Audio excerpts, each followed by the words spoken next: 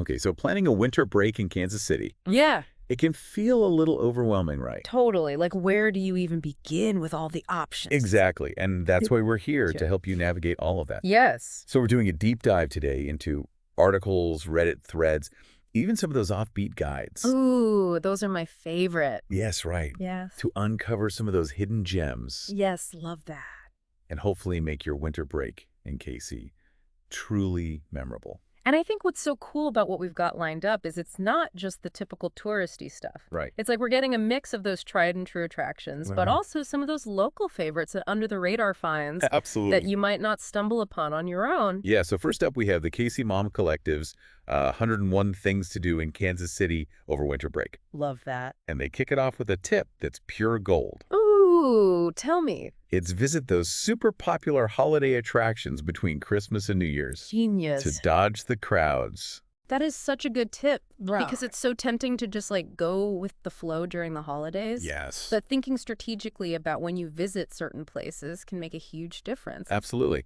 And speaking of experience, this list has got something for everyone. I was looking at this and I was like, wow. Like literally anyone could find something. Yeah. They even have cat cafes Yes. with half-price Tuesdays at Melissa's Second Cup. What? That's amazing. Right. And then for a more unique experience, they have prehistoric putt, Oh, I've heard of that. which is indoor mini golf with dinosaurs. So fun. And then for all the creative souls out there, Yes. you can design your own donuts at places like Donutology or Duck Donuts. That is so cool. You know, right? It's like Casey really gets that it's not just about sightseeing. Yeah, It's yeah. about creating memories. Yes. Having those hands-on experiences, Exactly. whether you're with family or friends. Yes, and you know what I love about that KC Mom Collective list? It's not just like crazy, expensive, extravagant activities. Oh, it's accessible. Yes. Yeah. It's like they encourage you to like make a cardboard train with your kids out of shipping boxes. It's so cute. Like get creative use what you have. I love that. Yeah. And it's about like bonding with your family and having those moments. Totally. And speaking of finding those activities that resonate with you and your family and not just like doing the whole tourist trap thing. Yes. We dove into Reddit Oh, nice. and looked at the Arkansas City thread. Oh, good choice. And it's full of all of those like non-touristy gems. I'm always curious about those under the radar spots. Yeah. You know, like the places locals rave about Yes. that tourists might miss. Exactly. And this thread did not disappoint. I bet. Okay, so first of all, they mentioned live jazz Ooh. at the Green Lady Lounge Classic. or the Black Dolphin. Yeah, I haven't been to that one. Oh, it's great. Okay. And they also mentioned immersing yourself in the vibrant art scene at First Fridays Oh. in the Crossroads and West Bottoms. Love First Fridays. Me too. Yeah. And then if you're feeling a little adventurous, Okay. there's the legendary Super Flea Market. Oh, super flea. But be prepared for the lingering scent of fried food.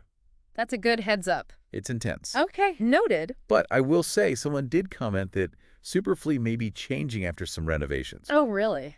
So, you know, things can evolve. Yeah.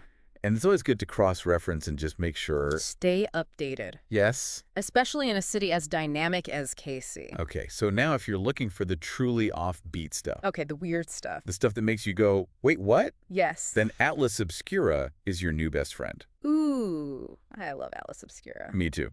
Okay, so their list of 29 cool, hidden, and unusual things to do in Kansas City is It's fun. wild. It's always an adventure with them. Always. So picture this. They have an abandoned prison castle transformed into a graffiti art gallery. What? I know. That's amazing. It's called the Kansas City Workhouse. Okay, that is going on the list. Yeah, it's so cool. Then they also have the world's largest underground business complex. Underground. Yes. It's called Subtropolis. What? I know. And then, of course, What else could there be? you can't forget about the giant shuttlecocks Oh, yes. scattered across the lawn of the Nelson Atkins Museum. Classic Casey. Right.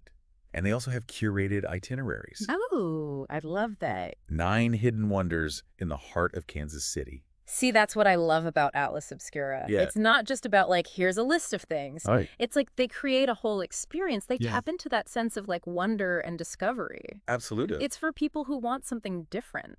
Yes. Okay, so we've got cat cafes and donut design, local jazz haunts, and abandoned prison castles. This is amazing. I know, right? But let's not forget about some of the more official sources, Right. like Visit KC.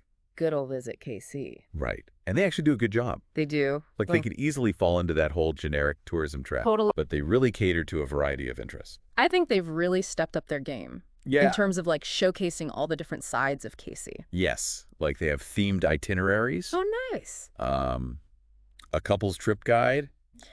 A list of free attractions. For the budget travelers. Yes. Love that. Plus, they highlight events like KC Restaurant Week. Oh, yes. Which is happening January 10th to the 19th. That's a good one to mark on the calendar. It is. Foodies rejoice. Yes.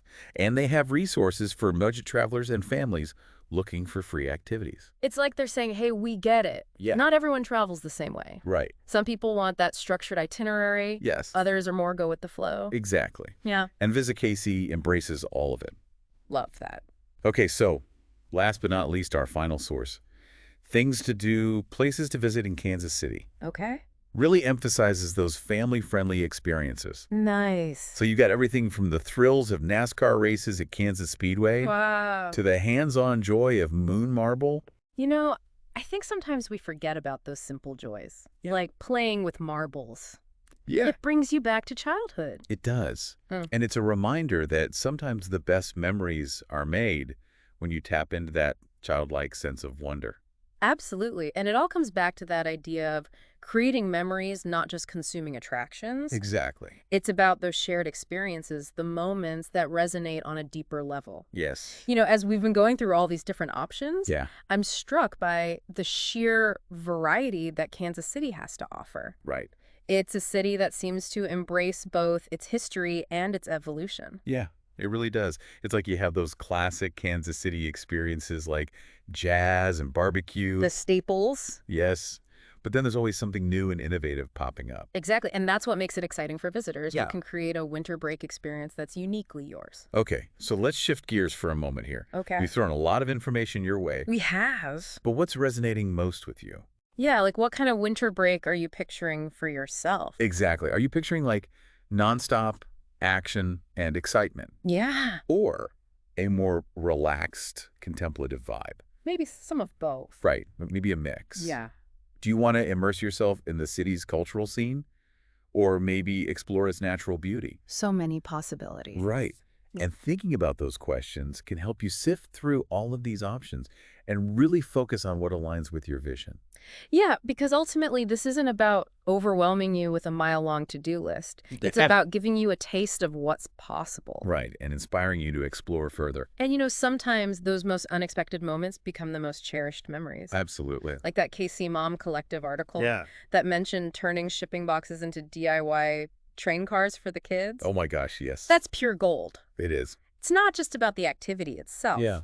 but the creativity and imagination it sparks. Absolutely. It's about those spontaneous moments of discovery, Mm, the ones you can't necessarily plan for. totally. So I'm curious what stands out to you from all these sources. Yeah, what made you go, oh, I got to check that out? Honestly, I am so captivated by that abandoned prison castle turned graffiti art gallery. That one is so cool. It's amazing. It's like art flourishing in unexpected places. Right. And it just transforms our perceptions of what's possible. Absolutely. Okay, I got to admit, I'm also super intrigued by Subtropolis. Oh, yeah. The world's largest underground business complex. It sounds like something straight out of a sci-fi movie. I know, right? It's like Kansas City has these hidden layers. Literally and figuratively. Both.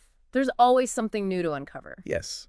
Okay, so before we wrap up, let's go a little deeper here. Okay, I'm ready. If you could choose one unique aspect of Kansas City's culture or history to experience firsthand, what would it be? And I'm not talking about like a specific activity or attraction, Okay. but more of a feeling or a connection you'd like to make. That's a great question. I think for me, it would be diving into the heart of Kansas City's jazz legacy, not just by visiting a club or a museum, but by like talking to musicians, listening to their stories, Yeah. and really understanding how this art form has shaped the soul of the city. That's beautiful. And it perfectly illustrates what we've been talking about, using these sources as a jumping off point for a deeper exploration, a personal journey of discovery that goes beyond just checking things off a list. Exactly. It's about letting your curiosity lead the way, following those threads of interest that spark something within you, Yes. and creating an experience that's both meaningful and memorable. And sometimes those most meaningful experiences come from those unplanned detours. Right? Those moments where you stumble upon something unexpected and find yourself completely captivated. Absolutely. Speaking of those meaningful experiences and like making the most of those unplanned detours, Yeah. it reminded me of something from that Casey Mom Collective article. Oh, what's that? It's like a little detail, but I think it speaks volumes. Okay. I'm listening. They emphasize the importance of packing hand sanitizer. Oh, that's a good one. Yeah. It's like such a simple thing, It is. but it can really make a difference. Totally. Especially when you're out and about exploring all day. Right. Like you never know when you'll need a quick cleanup. Exactly. And it kind of ties back to what we've been talking about, being mindful and intentional about the experience you're creating. Yeah, it's not just about like rushing from one attraction to the next. Right. It's about savoring each moment. Yeah. And being present in the journey. And I think that's a great note to end on. I agree. We've explored so many resources, uncovered hidden gems, and hopefully sparked some inspiration for your winter break adventures in Kansas City. Yeah, we've given you a starting point, Yes, but ultimately it's your journey to navigate. exactly. Oh, okay. So go forth, fellow Casey explorers, embrace the unexpected, and create those memories that will last a lifetime. And don't forget that hand sanitizer. Oh, yes. Just in case. Always a good idea. Well, we'll catch you on our next deep dive. Until then, happy exploring.